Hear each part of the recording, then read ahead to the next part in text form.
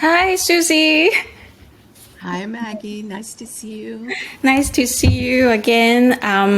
First, thank you so much for accepting the invitation to have a chat with me on Family Constellation. It's an honor and a pleasure. Thank you so much. I've met you, Suzi Tucker, about 7 years ago when I moved to New York and wanting to jump into another constellation workshop. I've done that in Hong Kong before. And after a while, sort of checking different websites, different facilitators, I stumbled across your workshop at the Open Center. And once I have taken that workshop, it never stopped. And then eventually you become my facilitator, my trainer, my mentor. And I have learned so much from you and started doing some workshops. So this time I really love to have to come back and to have a question about family constellation for you. I love it. I love watching you evolve as a facilitator and watching you reach places that I could never reach. It's very exciting for me. Yeah, and I always have a feeling like you standing behind me, and then somehow Bert Hellinger also. Bert also be there. And then I'll also give a formal introduction for the audience. Suzi Tucker worked closely in the field of psychology as an editor and publisher for almost more than 30 years. And then around 1997-98, a manuscript of Bert Hellinger came to your desk and eventually become this very, very important book that you've published called Love's Hidden Symmetry, and it's widely translated in Chinese and other languages. And then you've also have another book which has a different cover, the original, Looking into the Souls of Children, which I'm going to read in 2014. And you yourself also have written books, and recently you're also about to publish a new book written by you. And then eventually you become also Bert Hellinger's student, and then have been facilitating Family Constellation in the last 20 years, giving workshops and also training students how to do constellation, and you have students across the globe. Yeah, I stumbled into this work. I accidentally hit upon it. I never chose it. And there is a way in which I would say, because it's endlessly creative, it just keeps moving me forward as I try to move it forward. Yeah, which is so great. I always see your energy and different people collaborating with you and your footprint going different places. And I am traveling more, post-pandemic. And really with the idea of teaching people like you who will bring the work further. And even after I'm gone, I get to sort of imagine that part of my legacy is students who are courageous and a little bit crazy and carry the work further, because it is a paradigm that really offers, I think, deep peace. And God, the world needs some peace, right? Yeah, definitely. I myself have benefited so much. So here comes the first question, which is a very fundamental question everyone would ask. To you, what is family constellation? And when someone read it on Google, describing the history of constellation, and then they feel that they have a question, have an issue, and want to join a constellation workshop, what can they expect? Okay, so hidden in your one question are three questions, right? So I would say that when people look up family constellations, they will find many different things. And I used to kind of rail against it, thinking like my idea is the right idea. Now I actually think family constellations are many things to many people, because family constellation is primarily a philosophy. And Bert Hellinger, who is the assembler of family constellation, really saw himself as a philosopher and studied everything in the world you can think of. Therefore, everything in the world you can think of, all the wisdom traditions and all the cutting edge science are, so under this big tent. And what people can expect is an experiential philosophy, an introduction to an experiential philosophy that invites people to widen their stance in the world so that they are more able to welcome the emergent rather than to keep repeating the past, not only their past, but the past of previous generations. Yeah, that's so spot on. I love that you mentioned it's an experiential knowledge that you have to come and experience. This also brings to my second question, that a lot of people read and understand Bert Hellinger's fundamental ideas about family constellation is about our sense of belonging to our family of origin, the order in the family, and the balance. And often we know already that we may take up our family members' position, which we should not. And then people know about this, that there is out of balance in the family role. So how can, once they know this and come and experience the workshop, how can Constellation help to solve this?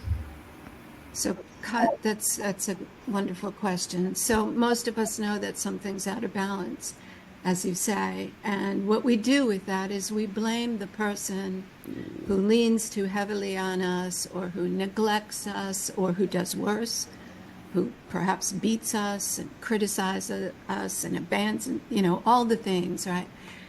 And in blaming them, there is no resolution. There is no satisfaction. There is no inspiration in simply blaming them. So family constellation opens the map further. So it is no longer between me and my father, or me and my mother, or me and my adoptive parents. It opens the map to find out why the language got distorted so that my gatekeepers, my parents, somehow treated me in a way that hurt me. In beginning to look at the larger landscape, I begin not only to see the deeper diagnosis, oh, this happened because, but I also begin to see the deeper resolution.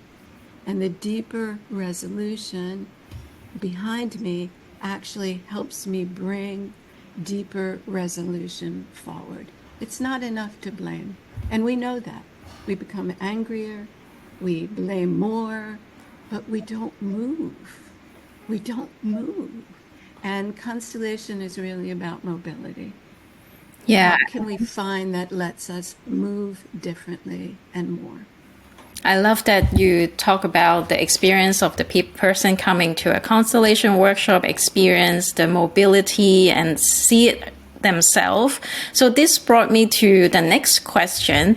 Often we know that the magic or the wonders of coming to a constellation workshop is that one person will be doing their family story case, and then these people coming to join the workshop without knowing each other will be selected as the representative of the family member or important people for these family story. So often people who've never joined this wonder, how would the representative know how to react without knowing that person?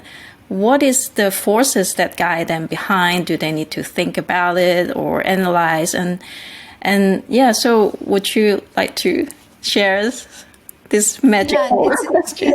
It's a little like contact improv, actually, right? And the assumption is there are not that many assumptions in constellations. In other words, as a facilitator, I don't assume that I know what is going to fix you, because I never assume that people are broken, right? I assume that people are whole and are actually trying to relax into their wholeness, right? When people enter the relational field, and some people call it the knowing field, some people call it the field, I call it the relational field, because that phrase assumes that we feel things when we are in connection to other people, to other things, because we know them inside of us. And constellation works at a low level, not a high level. It's not political, it's not fashion, it's not judgment of any sort. It works at the lowest level in the root system.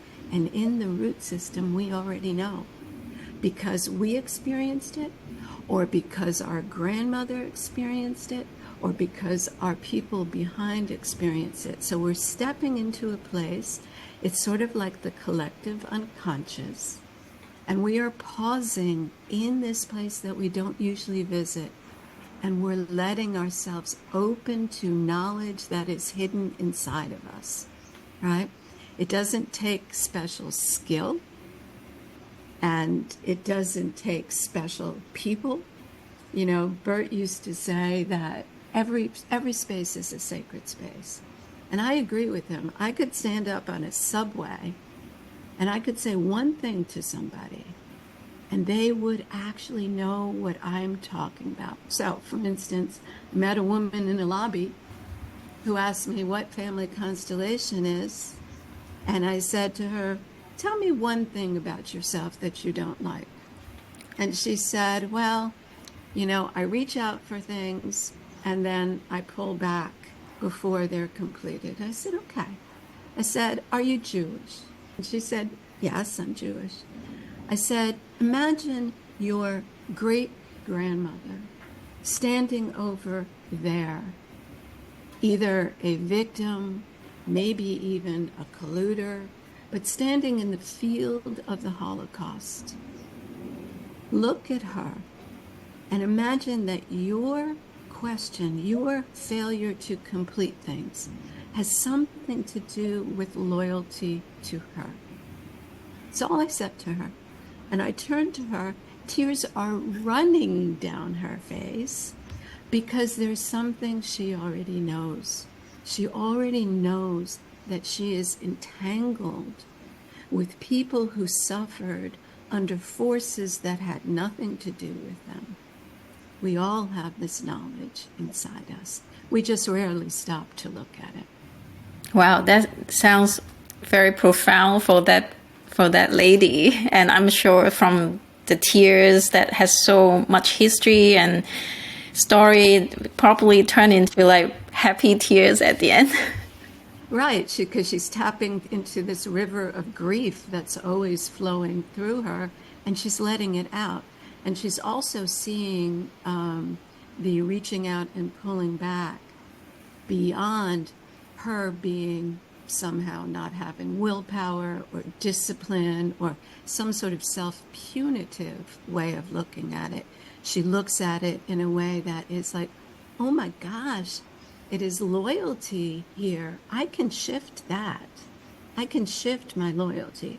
I can redefine my loyalty and say something like to this great-grandmother, I'm going to show my loyalty to you from now on by actually letting you come and stand behind me like all my other teachers, and I will show you the world.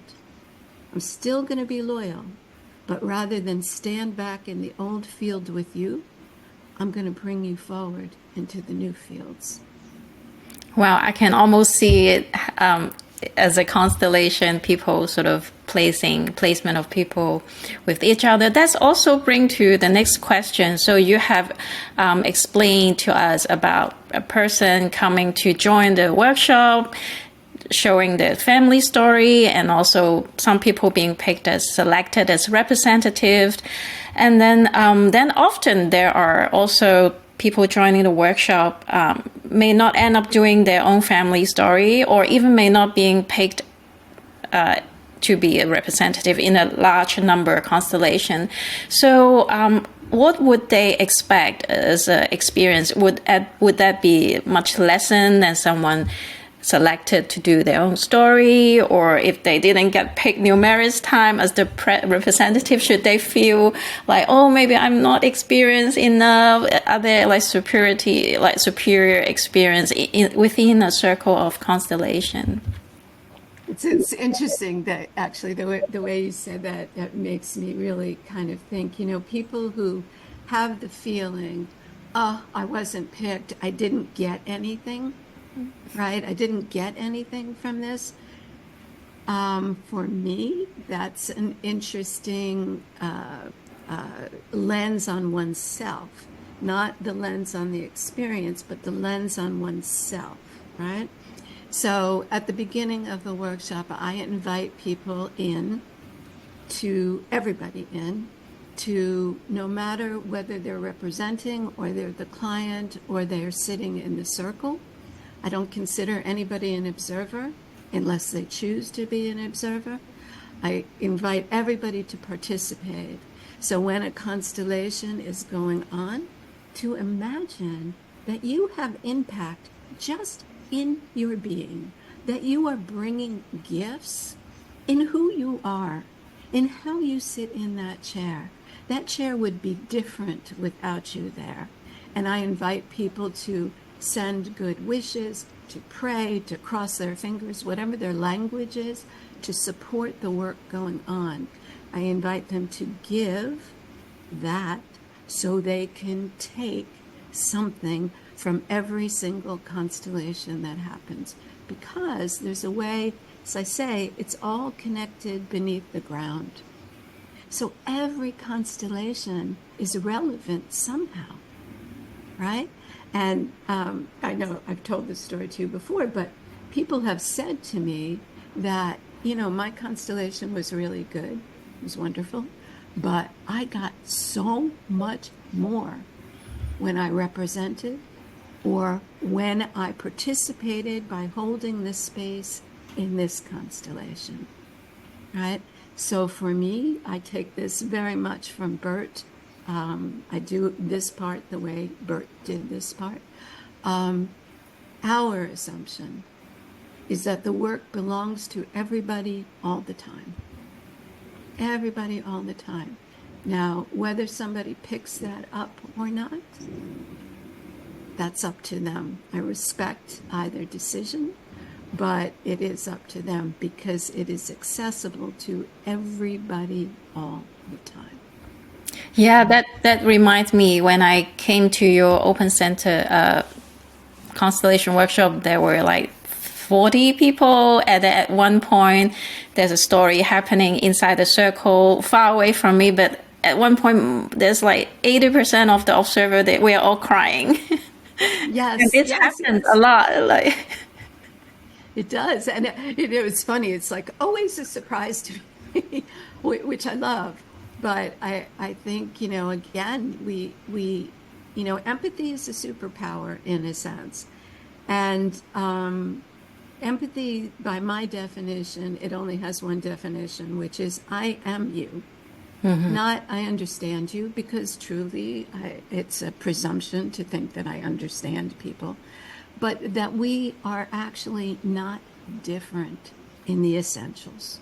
We are different in our stories, yes, but we are not different in our essentials. Mm-hmm. So the tears, right, are they for that person? Are they for you? Are they for something else? We don't know. We're all just tapping into this wellspring of the unconscious connections. Yeah, I love that also is try not to use words to give definition or give answer. This also lead to a very important question I just remember to ask you. Often even myself still coming many times to a workshop, before I come in, or anyone first time, they will come in with a question, with an issue, with something they want to, maybe don't know what decision they want to make, or they want their problem go away. So they come with one big question. And then often after experiencing the workshop, do they actually like, okay, now I know I will choose A rather than B, or now I will become a relaxed person? Like, how would you explain what actually the power of join after experiencing a constellation in terms of people coming in wanting to get this one answer? Right. So there's so many things I want to say. I want to pare it down. First of all, for me, the question is always a metaphor, and it's always a metaphor for a way in life. Nobody comes to a workshop with a question that they've had for the first time ever, right? And even if it's between A and B, and I haven't had that particular question, I've always had a question about A and B, right? Even if the A and B changes in their quality. So my question as I sit with somebody isn't anything about what they're asking. It is, why do you have the question? Mm-hmm. Why can you not decide? And that's my internal wondering. Why can this person not decide? Something in their background holds them back from actually being at ease with their agency, their capacity, and their ability. Okay, that's a problem. That's a problem across all things, right? So in constellation, I would say that, yes, your question may be answered, but it will be answered not out there. It will be answered because you have widened your stance and you are willing to take a chance, because your sense is, I can stand behind that. And even if I make a mistake, I can move, right? That's, for some people, a huge paradigm shift, right? Many people feel if I don't make the right choice, I will die or disappear or something terrible will happen. That's clearly not about present reality. That is from information behind us that we don't even know to look at. We may not even know is there. Wow, that's such a great sort of summary of usually what people say after they experience their constellation for the first time, or even coming for many times. Also, one following up question is, some people, some of us, we read about constellation, we hear about it, we're interested, but then may feel that I don't really have any inherent trauma from the past, from the childhood, or from my family of origin, and I don't feel I'm bothered by anything. And would constellations only for those who needed help, who need to heal, or can I also come in to a constellation workshop, feel empowered, which I'm already feeling like good? Like what you would say about these views? So again, there is a way in which when people come with questions, really even very serious issues, right? For me, it is always a matter of they are not in their fullness. They're not feeling at ease with their wholeness. They feel isolated. They feel alone, and maybe they have always felt alone, right? So there is a way in which, just like the woman in the lobby whom I asked if she was Jewish and then could she see her great-grandmother, with her question, she never would have sat around and thought about it, right? She never would have. So it doesn't occur to us that we don't arrive fully born, that we are actually the confluence of every context has trauma in it. Every lineage has systemic trauma in it. And any place where something happened, the language of resources got narrowed, right? Where people behind us were put into a survival field, the language got narrowed, and the field became about either, the trauma responses: fight, flight, right? Fawning is a big one, or freeze, right? And it's not one or the other. They're usually some sort of mixture all the time. Where that happened back there, we then inherit that narrow language. So for me, constellation is always going toward the fullness of the human being. And even when they come in happy, or they feel that, I don't mean to make them unhappy, but I actually invite them to imagine that their happiness brings happiness to the people who came before them, because it says to those people, my trauma, when I look at your smiling face, is worth it, was worth it, right? So it is always toward fullness. It is always toward ease with our wholeness, no matter what the question is. And it is only through looking at what happened in the past that we understand ourselves. We cannot truly understand ourselves unless we understand what happened before us. Every single feeling that we have, every part of us, so, people who do parts work, I have a depressed part, an angry part, a funny part, a little girl part, she's always there. Every part of us has a lineage. Every part of us is holding a thread from the past. How can we let those parts join with one another and act in a good chorus, rather than every time this happens, the angry part comes out, or every time this happens, the submission part comes out? If they can act together, then we can be open to anything, right? So we want to trace the threads that each part holds from the past.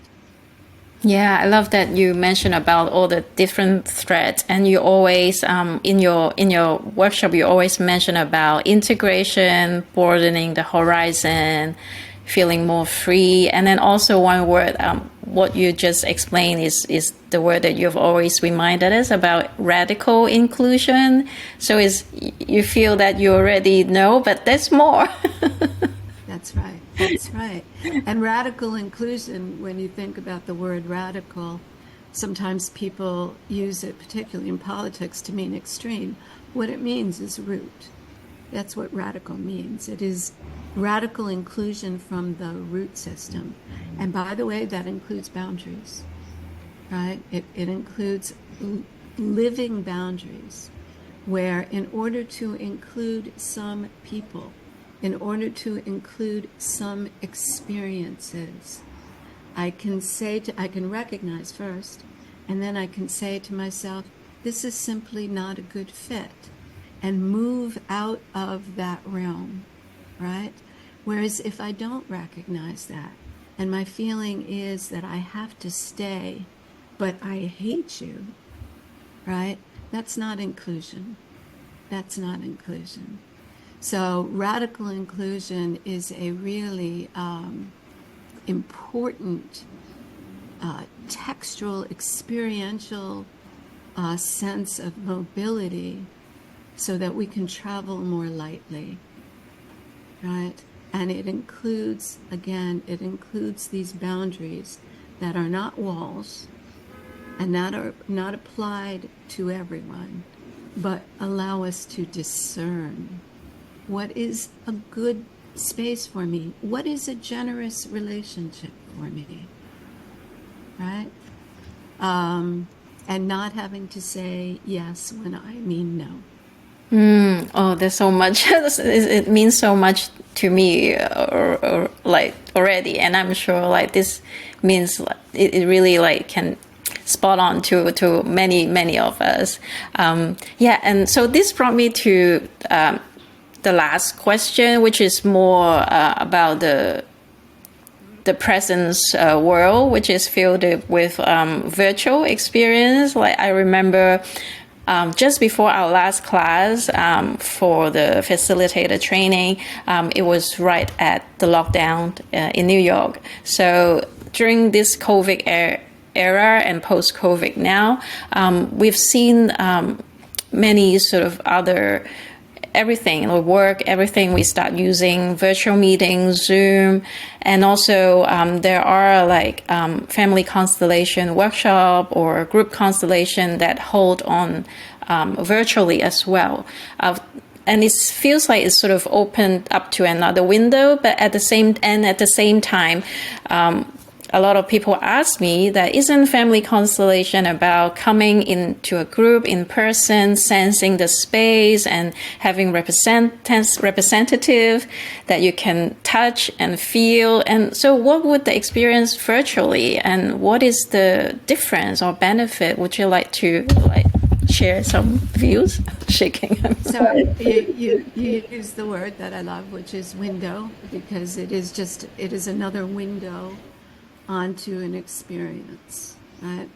People get used to something, and when they get used to something, they feel resistant to evolution and change.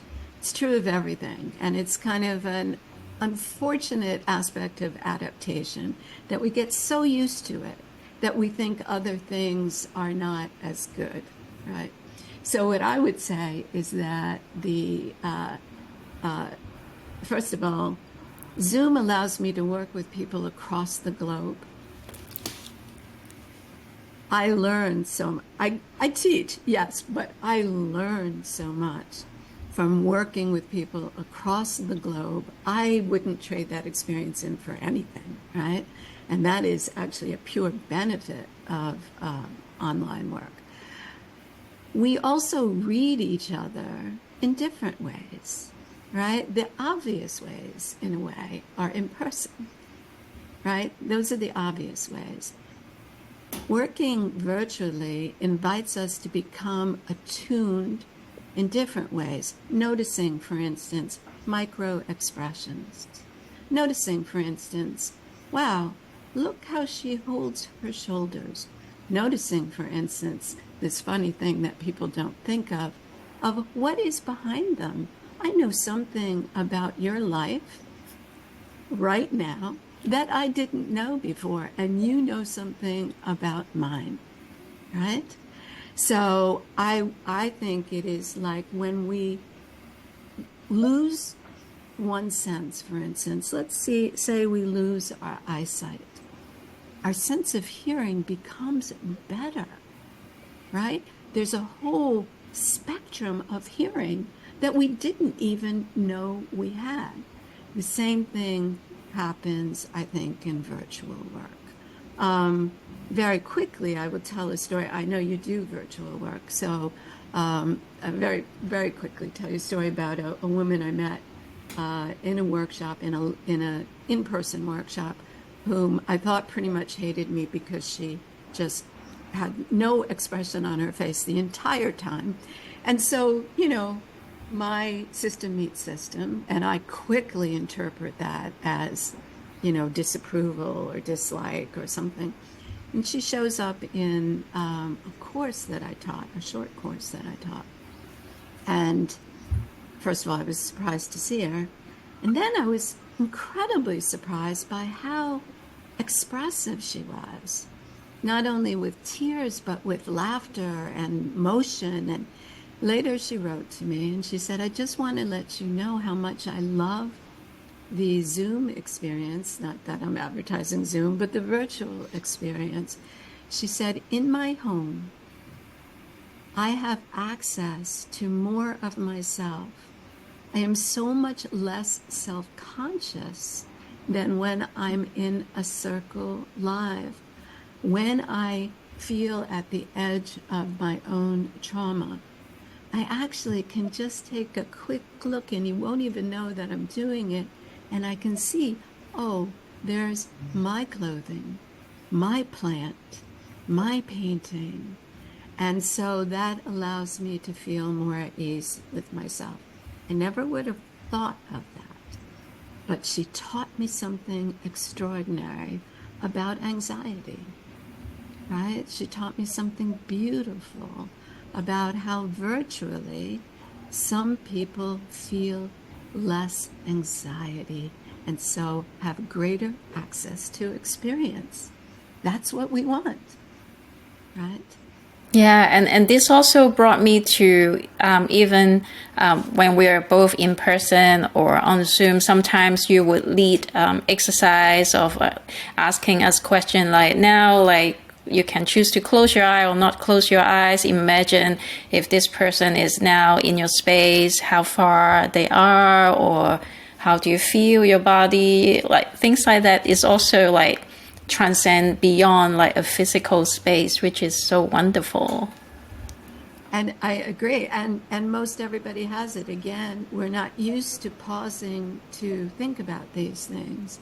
But it's true when I have somebody close their eyes and I say, so this is a representative, let's say, for a mom.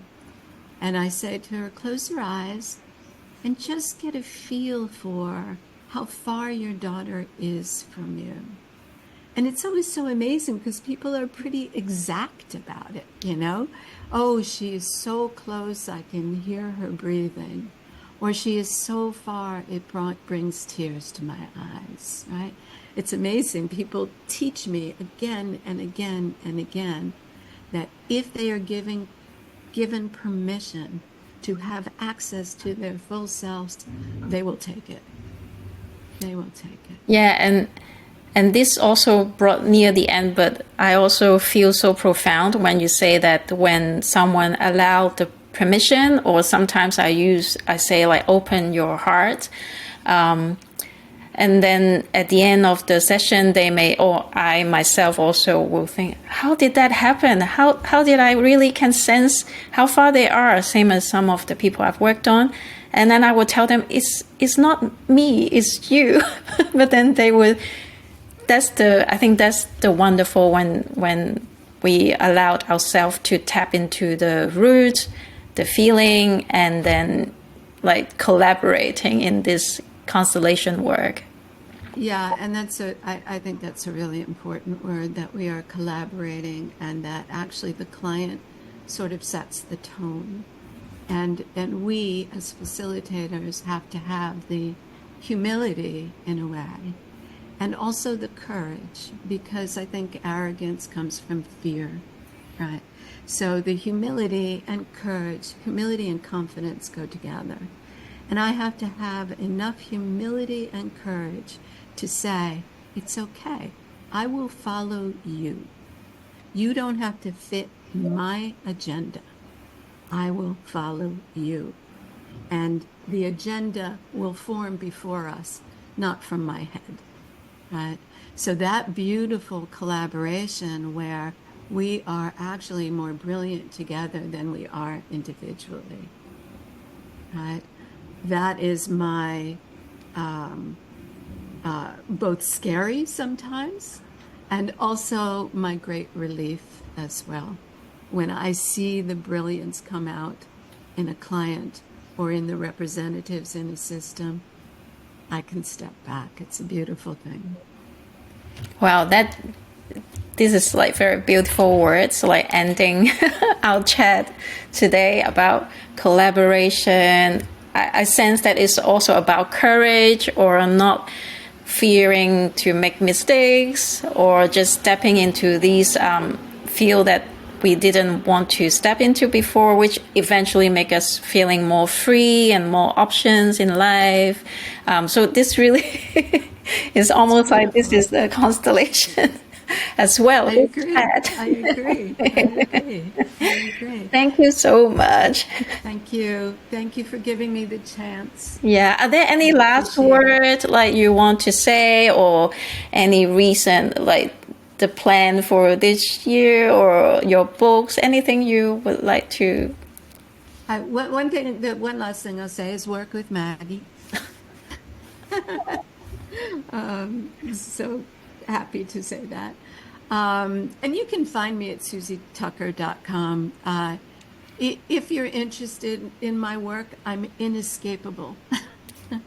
And if you're not interested in my work, I have respect for that as well. And I release you. Thank you so much. Thank you. Thank you. Thank you Much for your love. time. Thank You're you. welcome. We'll talk soon again. Talk soon. Bye.